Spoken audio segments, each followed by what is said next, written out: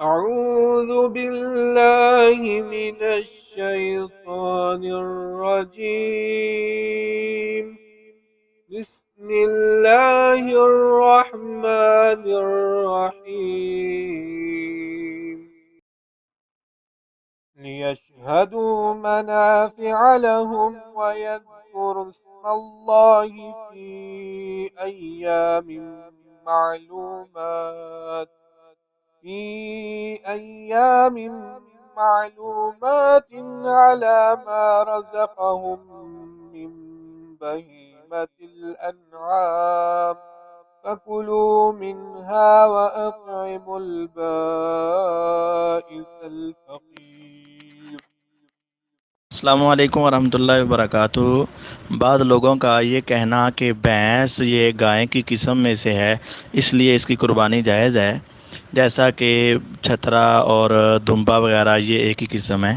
تو گزارش یہ ہے کہ سائنسی اعتبار سے اور تجرباتی اعتبار سے یہ بات ثابت ہے کہ گائیں جو ہے اس کی نسل اور ہے اور بھینس کی نسل اور ہے۔ اس کی ایک بات تو یہ ہے کہ بائیولوجی کے اعتبار سے، سائنس کے اعتبار سے سائنس نے یہ ثابت کیا ہے کہ بھینس جو ہے یہ پانی کا جانور ہے اور گائیں جو ہے یہ خشکی کا جانور ہے۔ اور دوسری بات یہ ہے کہ گائیں اور بھینس کا آپس میں کراس میچ نہیں ہوتا، جیسا کہ ان چھترا اور دمبا وغیرہ کا ہو جاتا ہے۔ اور تیسری بات یہ ہے کہ جس چیز کی قربانی اللہ کے نبی صلی اللہ علیہ وسلم نے کی اور صحابہ نے کی، تو وہ چھترا اور دمبا وغیرہ کی تو بات صحابہ اور نبی علیہ الصلوۃ والسلام سے موجود ہے۔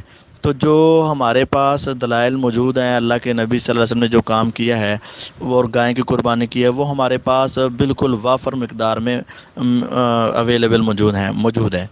تو جو اللہ کے نبی صلی اللہ علیہ وسلم نے بھینس کی نہیں کی، تو وہ ہمیں خام خواہ ان شکوک و شبہات میں کیوں پڑنا چاہیے؟ حضرت حسن رضی اللہ تعالیٰ عنہ کی عمر اللہ کے نبی صلی اللہ علیہ وسلم کی زندگی میں زیادہ سے زیادہ 7 سال تھی۔ تو وہ آپ فرمایا کرتے تھے کہ میں نے اللہ کے نبی صلی اللہ علیہ وسلم سے ایک قانون سیکھا ہوا ہے، دع ما یریبک الی ما لا یریبک، صحیح جامع ترمذی میں موجود ہے کہ اے حسن ساری زندگی میں یہ قانون اپنے سامنے رکھنا، جو چیز تجھے شک میں ڈالے نا اسے چھوڑ کر ایسا کام کرنا جس میں کبھی تمہیں شک نہ ہو۔